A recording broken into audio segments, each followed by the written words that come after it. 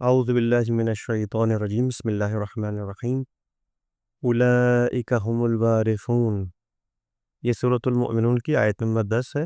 فارسی ترجمہ اس کا یہ ہے کہ ارے آنہا وارثانند، یعنی انگلش میں ترجمہ ہے کہ it is they who will be the inheritors، اور اردو ترجمہ ہے کہ در حقیقت یہی وہ وارثان جنت ہیں۔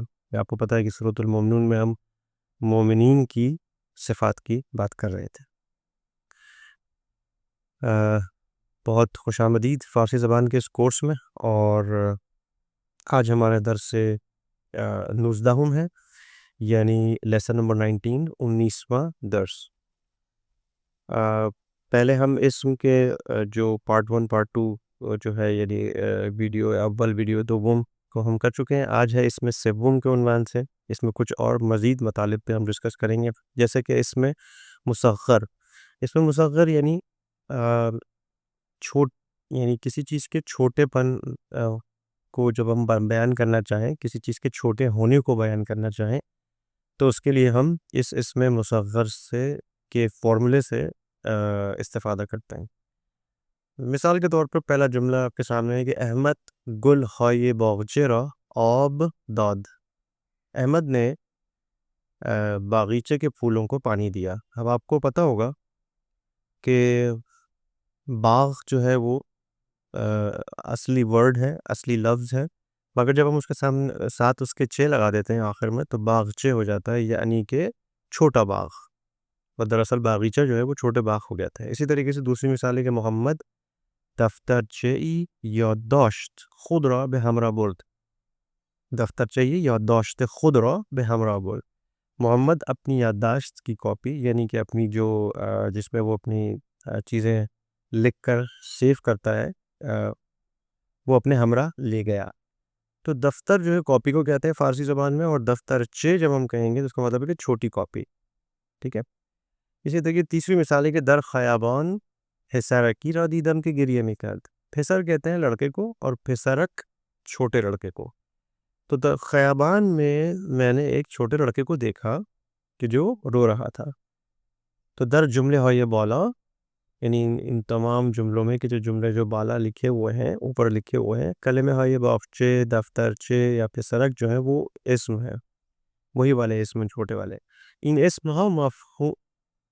اسم ها مفهوم کوچکی و خردی را می رسانند، کسی چیز کے چھوٹے ہونے کے بارے میں جو مطلب ہوتا ہے اس کے مفہوم کو سننے والے تک یا پڑھنے والے تک پہنچاتے ہیں۔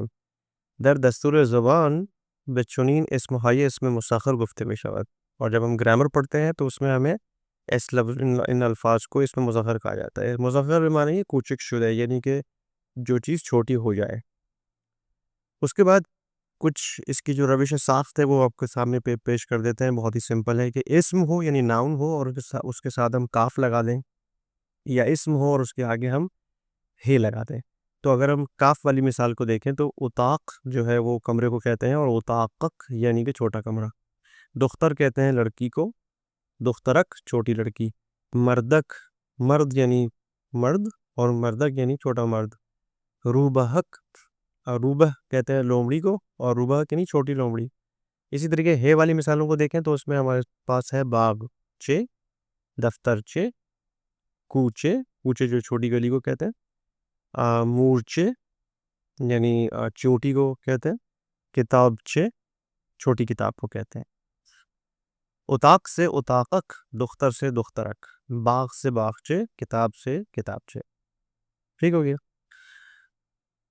ایک نقطہ یہاں پہ بیان کرتے چلیں کہ ایسا بھی ہوتا ہے کہ جو اسم مصغر ہے، یہ کبھی کبھی کسی کی تحقیر کے لیے، کسی کو ذلیل کرنے کے لیے بھی لینگویج میں تحقیر یعنی ذلیل کرنا کے معنی میں بھی آتا ہے۔ جیسے اگر ہم کسی مرد کو کہیں کہ مردک، کہ چھوٹے مرد، ہم ظاہر مرد کوئی چھوٹا تو نہیں ہوتا نا، مرد تو مرد ہی ہوتا ہے، تو یہ ایک طرح سے تحقیر ہوئی۔ اسی طرح زن جو ہے وہ عورت کو کہتے ہیں، تو اگر ہم کسی کو چھوٹی عورت، یعنی ہم یہ کہنا چاہ رہے ہیں کہ تمہارا دماغ شاید اتنا چھوٹا ہے کہ ابھی تم صحیح طرح سوچ نہیں سکتی ہو، یا اس طرح کے معنی سمجھ لیں کسی کی تحقیر۔ اور اسی طریقے سے گاہی کبھی کبھی معنی محبت و مہربانی نسبت بے کثیرہ میں رسالت، کبھی کبھی ہم محبت و مہربانی کا بھی مطلب اس اس میں مسخر سے پہنچاتے ہیں. مثال کے طور پہ طفل کہتے ہیں بچے کو، لیکن جب ہم کہیں طفلک یعنی چھوٹا بچہ، اسی لیے اسی طریقے سے پسر لڑکے کو کہتے ہیں اور پسرک چھوٹے لڑکے کو، دفتر لڑکی کو، دفترک یعنی چھوٹی لڑکی کو. اس کے بعد اگلا جو موضوع ہے اس میں ہمارا وہ ہے اس میں ابزار. اس میں ابزار جو ہے وہ اس اسم کو کہتے ہیں کہ جو کسی ٹول کے ذریعے جو ہے دلالت کرتا ہو، اسی کو اس میں ابزار کہتے ہیں. اس میں ابزار فارسی دو گونے ہست، فارسی میں دو طرح کے ہوتے ہیں. برخی بدون نشانے ہستن، کچھ ایسے ہوتے ہیں کہ جو بغیر کسی نشانے بغیر کسی علامت کے ہوتے ہیں. وہ از معنا اور انہوں نے تشخیص میں دی، اور چونکہ ان میں کوئی علامت نہیں ہوتی تو ہم ان کے جو مطلب ہوتا ہے، جو ان کا مفہوم اور معنی ہوتا ہے، اسی سے سمجھتے ہیں کہ یہ کیا ہے. تو جیسے ہمارے پاس ہے کلید. کلید فارسی میں کہتے ہیں چابی کو، ٹھیک ہے، اور انگلش اور اردو کے لفظ میں نے آگے اس میں لکھ دیے کی اور چابی. اسی طریقے سے قینچی کو فارسی زبان میں قیچی کہا جاتا ہے، چاقو کو کارد کہا جاتا ہے، کلہاڑی کو تبر کہا جاتا ہے، اور یہ جو بیلچا ہوتا ہے اس کو بیل کہا جاتا ہے، کلہاڑی کو کلنگ کہا جاتا ہے، اور موبائل فون کو گوشی کہا جاتا ہے. تو یہ بغیر نشانی والے، بغیر علامت والے اس میں ابزار. اچھا، بعض ایسے ہوتے ہیں اس میں ابزار کہ جس میں کوئی طریقہ ہوتا ہے اس کو بنانے کا. جیسے بنے مضارع کے ساتھ ہم ہے لگا دیں تو یہ، یا مولے ہو گیا، ٹھیک ہے نا. اسی طریقے سے بنے مضارع کے ساتھ کاف لگا دیں، جیسے غلطک. یا پھر تیسرا طریقہ یہ ہے کہ ناؤن پلس بنے مضارع یعنی اسم پلس بنے مضارع، کہ دست جیسے ہاتھ کو کہتے ہیں، اور کش جب ہم آخر میں لگا دیتے ہیں تو دستانہ جو ہوتا ہے، اردو زبان جس کو ہم دستانہ بولتے ہیں، دست کش کہتے ہیں اس کو. اسی طریقے سے دست مال جو ہے وہ دراصل ٹیشو پیپر کو کہتے ہیں.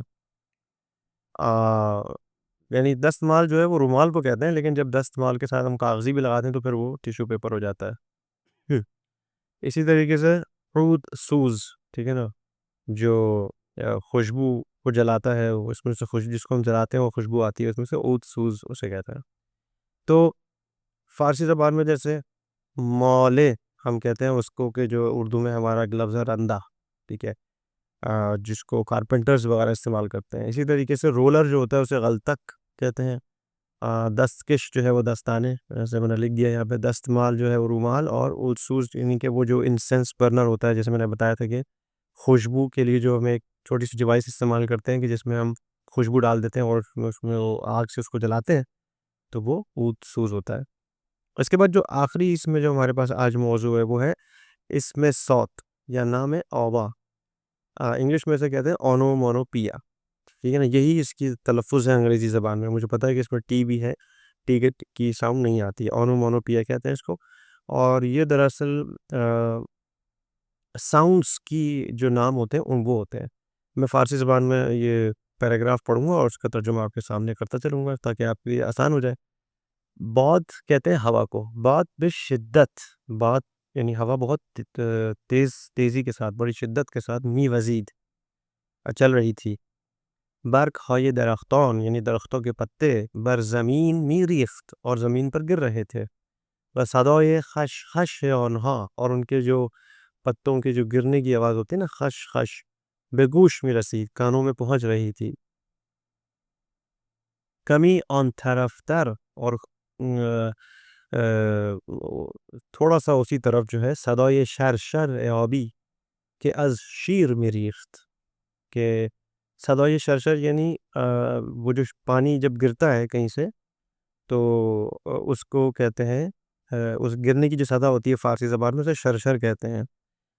ہمارے یہاں جیسے جب پانی کا قطرہ گرتا ہے ٹپ ٹپ کہتے ہیں جس طرح سے ہم، تو یہ وہ ٹپ ٹپ تو نہیں ہے، لیکن ہمارے یہاں جو لفظ میرے ذہن میں ابھی نہیں آ رہا کہ اس کو ہم اردو زبان میں کیا کہتے ہیں، لیکن فارسی زبان میں بہرحال صدا یہ شرشر آبی، شرشر آب اسے کہنا چاہیے، کہ وہ گر رہا تھا. اور مرا بے سوئے خود کشان، جب اس صدای شرشر جب آئی تو میں اس نے خود مجھے اپنی طرف متوجہ کیا، یعنی کھینچ لیا. میں وقتی کے جلو تھر رفتم، اور جب میں تھوڑا سا آگے بڑھا تو دیکھا، دیدم دیکھا، کہ گربے کہ ایک بلی، ہم در کنار شیر آب خوابیدے، کہ وہ ایک بلی جو ہے وہ پانی کے نزدیک ہی، پانی کا جو منبع تھا وہاں پہ اسی کے نزدیک سو رہی ہے. وہ دور از ہر سر و صدای استراحت میکند، اور ہر طرح کے شور و غل سے دور آرام کر رہی ہے. من گفتم میو میو، یعنی میں نے بولا اس بلی کی طرف دیکھ کر کہ میو، ہم جیسے بولتے ہیں میاؤں میاؤں، یہ فارسی زبان میں میو میو. گربے چشم ہایش را باز کرد، بلی نے اپنی آنکھوں کو کھولا. و از آنجا رفت، اور پھر وہاں سے چلی گئی. تو دراصل اس میں صوت یا نام آوا جو ہے وہ ان الفاظ کو کہتے ہیں کہ جن کی ساؤنڈز، جو کہ جن سے ہمیں ساؤنڈز کا پتہ چلتا ہے. یہ کچھ مثالیں ہیں یہاں پہ، جیسے خشخش، ابھی ہم نے خوش خوش یا خش خش جو ہے وہ پتوں کے کریکلز یا ان کے گرنے کی آوازیں ہوتی ہیں. پانی کی جو آواز ہے وہ شرشر ہے. اور اردو زبان میں دیکھیں چھم چھم یا شرشر دونوں ہی مستعمل ہیں. میو میو جو ہے وہ میاؤ میاؤ جس کو ہم بولتے ہیں برڈز، یعنی پرندے جب چیں چیں کرتے ہیں تو وہ فارسی زبان میں جیک جیک ہے. پھر قار قار جو ہے وہ ہمارے اردو زبان میں کائیں کائیں کے برابر ہے. ٹک ٹاک جو ہے وہ جو گھڑی ہمارے یہاں ٹک ٹک کر رہی ہوتی ہے تو ہم سے بولتے ہیں ٹک ٹک کر رہی ہے، وہاں پہ ٹک ٹاک ہے وہ فارسی زبان میں. اور اس طریقے سے تک تک جو ہے وہ جب ہم کھٹکھٹاتے ہیں اس کی ساؤنڈ ہے. اور کوئی آدمی جب خراٹے لے رہا ہوتا ہے تو خر خر کی ساؤنڈ لے رہا ہوتا ہے فارسی زبان میں. اور اردو میں مختلف ساؤنڈ ہیں، شاید خر خر یا خڑ خڑ جو ہے وہ استعمال ہوتی ہیں. اور اسی طریقے سے ہیس جو ہے وہ سانپ جب ہس کرتا ہے، سانپ جب بولتا ہے تو اس کی جو ساؤنڈ ہوتی ہے. اور پھر با با، یا ہم اردو زبان میں بکری کے لیے کہتے ہیں نا کہ بکری بول رہی ہے میں. اور ار جو ہے وہ گدھے کی آواز ہے. اور اسی طریقے سے چکن، یعنی کہ جو مرغی ہوتی ہے ہین، وہ کٹ کٹ کرتی ہے اردو زبان میں، اور فارسی زبان میں غد غد. ٹھیک ہے، تو یہ کچھ مثالیں تھیں، اور میں امید کرتا ہوں کہ یہ لیسن بھی انشاءاللہ آج کا فائدہ مند رہا ہوگا. انشاءاللہ اگلے نئے لیسن کے ساتھ جلدی حاضر ہوتے ہیں. اپنی دعاؤں میں یاد رکھیے گا. انشاءاللہ. خدا حافظ.